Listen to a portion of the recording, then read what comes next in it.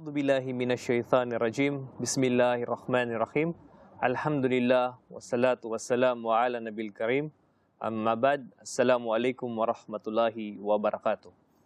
Alhamdulillah, ang lahat po ng papuri ay sa Allah lamang at ako'y sumasaksi na walang ibang Diyos maliban sa Kanya at si Propeta Muhammad ay Kanyang sugo. Alhamdulillah, mga kababayan, ako po ang kapatid ninyong si Yusuf Ocampo, tubong Tarlac po, isa pong tinatawag na Balik Islam. Nandito ngayon sa inyong harapan upang magbahagi ng kung ano ang mga munting aral po ng pananampalatayang Islam. Alhamdulillah, ako po'y yumakap sa pananampalatayang Islam. Meron na pong 14 na taon ang nakalilipas. Noong 1998, nung ako po ay nakapagtrabaho po sa gitnang silangan at napagtanto ko po doon ang aral ng pananampalatayang Islam.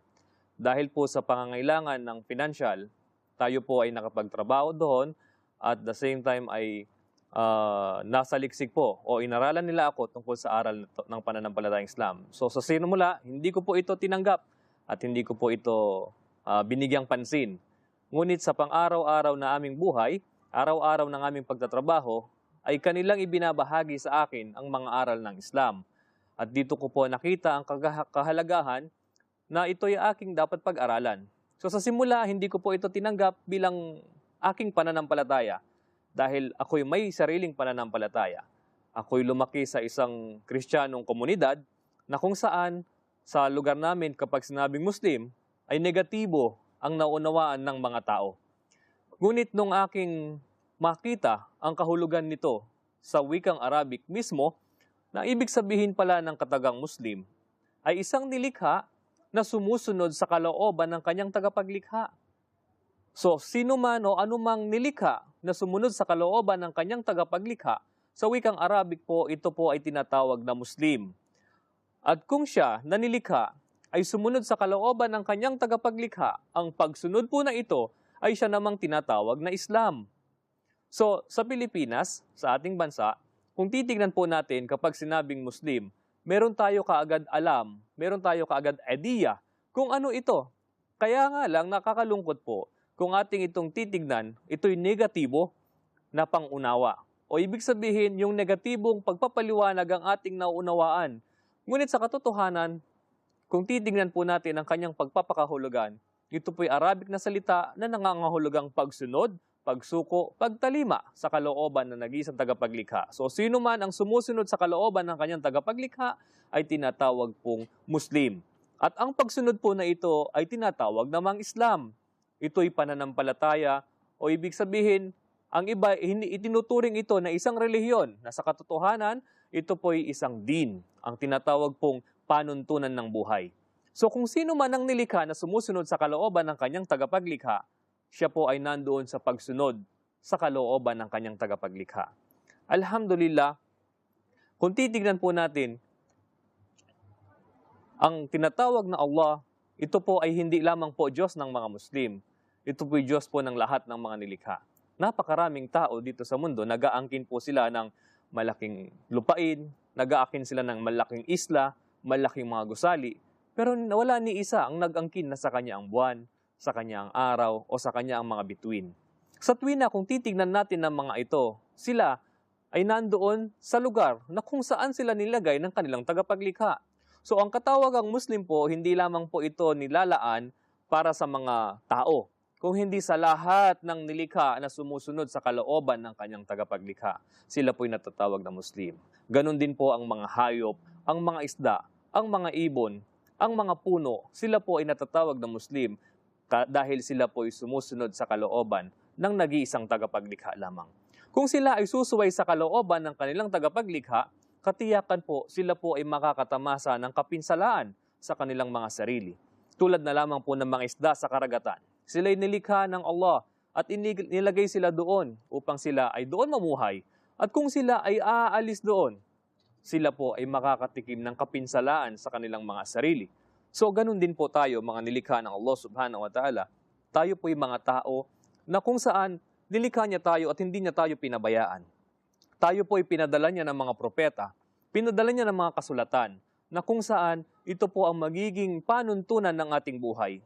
Tulad na lamang po ng isang sasabihin nating telebisyon, o ngayon ay laganap ang mga computer. Ang mga ito ay nilikha.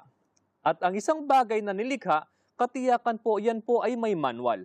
Na kung ang manual na ito ay ating susundin, makikita po natin na magagamit natin ito ng matiwasay. Ang anumang gamit na yung bibilin, kapag sinunod mo ang instruction kung paano ito gagamitin, magiging maganda ang paggamit mo dito. Ngunit kung hindi mo susundin ang manual ng isang bagay na yung binili, magiging alatsamba na lamang po ang mangyayari sa paggamit mo. Maaring ito'y may maganda na resulta o kaya ito'y pangit ang magiging resulta. Ganon din po sa ating mga buhay, mga kapatid, mga kababayan. Tayo'y nilikha. Hindi po tayo basta na lang lumitaw sa mundo na to. So, tayo ay itunuturing na isang nilikhang bagay na kung saan, kung ating pong titignan, hindi tayo pinabayaan ng ating tagapaglikha. Binigyan din po niya tayo ng manual na kung saan kapag sinunod natin ang manual na ito, magiging maganda po ang ating buhay. Magiging maganda at matiwasay ang pamumuhay natin sa mundo at magtatagumpay tayo hanggang doon sa kabilang buhay. Tignan natin mga kapatid. Ang iba ay nagsasabing, magtatanong na lamang ako sa mga nakakaalam. Ngunit kung minsan ang mga pinagtatanungan nila ay nag-aalatsamba din. Tayo po hindi pinayagan ng Allah o hindi tayo pinabayaan ng Allah na mamuhay ng alatsamba dito sa mundo. Nagsugo po siya ng mga propeta na kung saan ang mga propeta na ito, sila yung nagpaliwanag sa atin tungkol sa mga salita ng Allah subhanahu wa ta'ala. So, kung titignan po natin mga kababayan, ang pagsunod sa kalooban ng tagapaglikha ay ginawang malinaw po sa atin. Nagbigay po siya ng mga batas na ating susundin na kung saan ang mga batas na ito ay pag-iingat sa isang nilikha, pag-iingat sa atin bilang mga tao.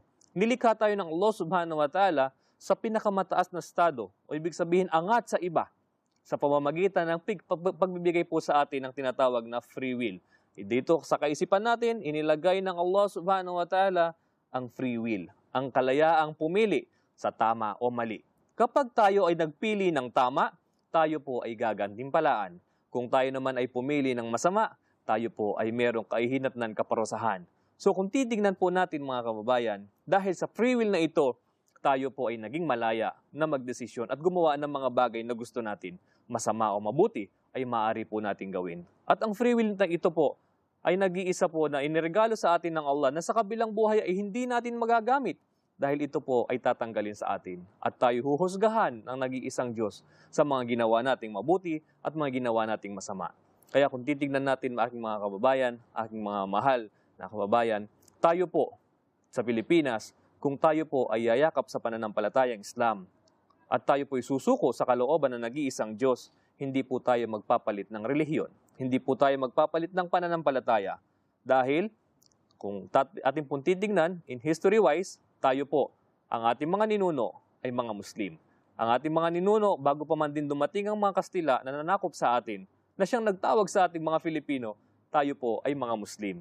At makikita po natin, ang ating pamunuan ay pinamumunuan po ng mga datu, ng mga raha, na isang tanda po na tayo po ay mga ganap na tinatawag na Muslim. So ang isang Filipino po, kung siya po ay yayakap sa pananampalatayang ito, hindi po siya magpapalit ng relihiyon. Kumbaga siya po ay babalik sa kanyang tunay na pananampalataya.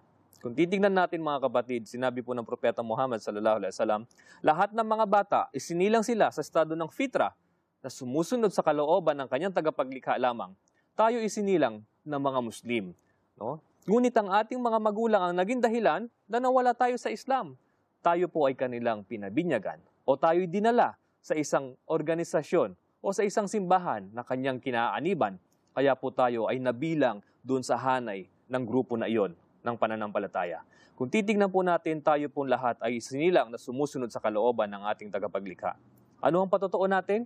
Nung tayo po isilang, hindi po tayo nakapamili ng itsura o mukha na gusto natin. Hindi tayo nakapamili ng estado sa buhay, kulay na gusto natin, taas na gusto natin, hindi po tayo nakapamili. Kung ano yung pinagkaloob sa atin, ito po'y tinanggap natin. Nung atin itong tinanggap, nakadama tayo ng kapayapaan sa ating mga sarili. Ito po yung tinatawag na salam. At ito pong kapayapaan na ito, ang pagtanggap na ito po ang tinatawag na Islam. No? So, inshallah, makikita po ninyo na ito pong pananampalatayang ito ay pananampalataya niyo pagkasilang. Inshallah, hanggang dito na muna po. Wakir dawana in alhamdulillahi rabbil alamin. Assalamualaikum warahmatullahi wabarakatuh.